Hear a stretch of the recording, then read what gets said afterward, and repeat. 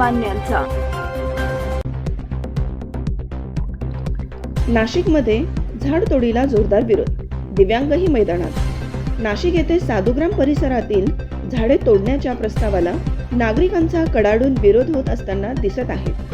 कुंभमेळ्यानिमित्त साधू सेवाग्रामसाठी तब्बल 1800 झाडे शासनाने तोडण्याचा घाट घेतला असून येथील वृक्षप्रेमींनी कडाडून विरोध दर्शवून अभिनेते सयाजी शिंदे यांच्या पुढाकाराने आंदोलन छेडले जात आहे।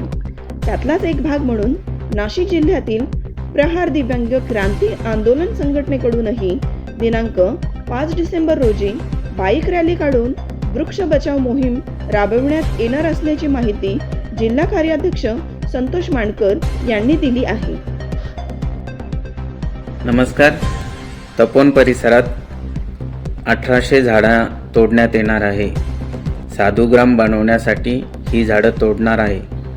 ही झाडांची कत्तल रोखण्यासाठी आपण प्रहार संघटनेच्या वतीने समस्त नाशिक जिल्ह्यातील शहरातील दिव्यांग बांधवांच्या उपस्थितीमध्ये नाशिक शहरातून रॅली काढून तपोवन परिसरात निदर्शने करणार आहोत।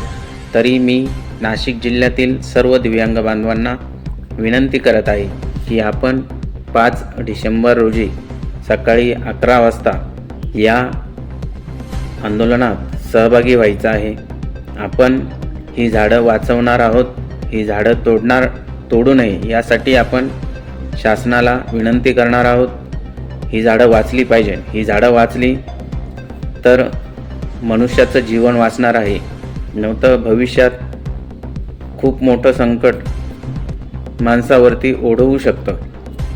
मी प्रशासनाला विनंती करत आहे की ज्याप्रमाणे कुंभमेळ्यासाठी येणाऱ्या भाविकांची पार्किंगची व्यवस्था 10-15 किलोमीटर लांब केली जाते, तिथून भाविक स्नानासाठी पंचवटी येथे येतो, त्याचप्रमाणे साधू महंतांची पण व्यवस्था तपोवन परिसरातील 2 ते 3 किलोमीटर अंतरावर असणारे मंगल कार्यालय, मोकळे मैदान किंवा शेतकऱ्यांच्या शेतामध्ये त्यांची व्यवस्था करण्यात यावी। तिथं त्या शेतकऱ्यांना मोबदला देण्यात यावा आणि त्यांची व्यवस्था पण होईल आणि झाडं पण वाचतील। जर